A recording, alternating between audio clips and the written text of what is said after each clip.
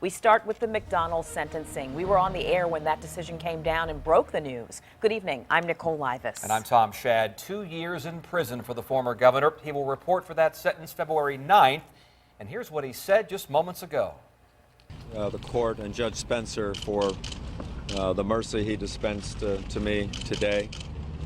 I appreciate his efforts in listening to the witnesses and reading all the letters and papers and arriving at his judgment today.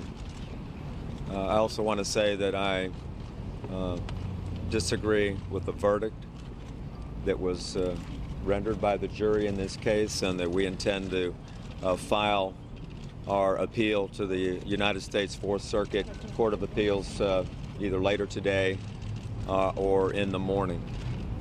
And as I said in court, I am a fallen human being. I've made mistakes in my life. I always try to put the best interests of the people first as governor, but I have failed at times, and some of the judgments that I have made during the course of my governorship have hurt myself, my family, and my beloved people of Virginia, and for that I am deeply, deeply sorry. A very contrite Bob McDonnell, and we have live team coverage from Richmond. Andy Fox and Erin Kelley have been on top of every angle of this story since investigators started probing the McDonnells. We're going to start with Andy. Andy, a lot of folks surprised by the lighter sentence. Yeah, for people who have been following this, no one thought that when Bob McDonnell walked into this courtroom here that he was facing 10 to 12 and a half years. No one thought that when he walked out, he'd get only 2 years and 2 years probation. James Spencer, the federal district judge that sentenced him, said that he was taking into account McDonnell's history, and he had a lot of people speaking on his behalf, saying he was a great guy, except for this thing that happened. It's basically what they were saying. Humanity, accepting of responsibility, and the public good. And there was no doubt that this judge had to give him some prison time. Otherwise, people would be thinking there was some type of a double standard.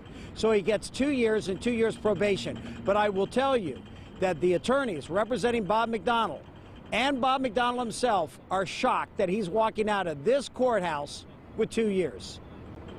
We believe in him. We believe he's innocent. And that being said, we're pleased that he didn't get 10 years.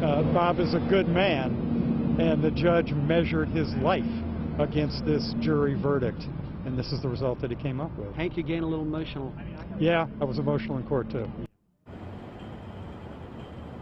Yeah, Hank Asbell, he is emotional, got emotional. And I will tell you, I was with Hank when the verdicts came down in September. 11 guilty verdicts from that jury, and it was a much different Hank Asbell today than it was back in September. They, of course, are going to appeal, and they are also going to ask that Bob McDonnell be out on bond pending that appeal. And so today, Bob McDonnell walks out of this courthouse getting 2 years and 2 years probation, and he also plans to fight it. That's the latest from me in Richmond. Andy Fox, 10 on your side. Our live team coverage continues now with Erin Kelley. And Erin, you were in the courtroom as the judge handed down that 2-year sentence. How did people in the room react? Well, you could hear them. You could hear them crying, and it was different from when I was listening to the verdict come down. They were certainly crying then, but it was different. This was a sense of relief from everybody in the courtroom, and it had been a very emotional day. Everybody in the courtroom, I should state, from the McDonnell supporters there. But it had been an emotional day for the McDonnell supporters because they heard from 11 character witnesses talking about what the McDonnell family has gone through since the beginning of all of this. And we heard from Bob McDonnell's sister, who said that he's the heart and soul of the family, that this has devastated the family going through all of this.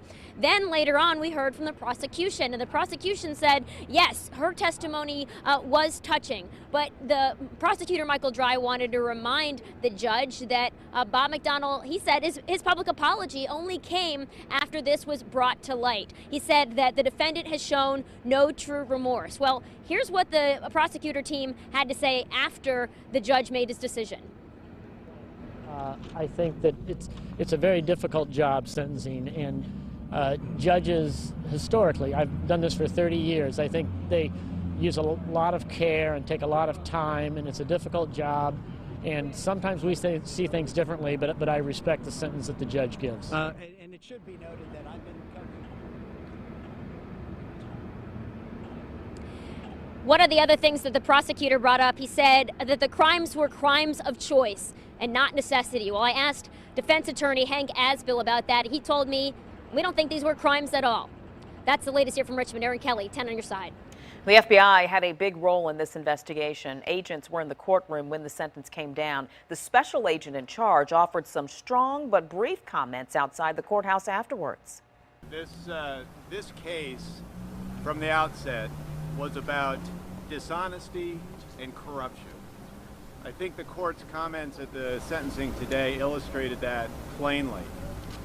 No elected official, irrespective of their popularity or the power they wield, is above the law.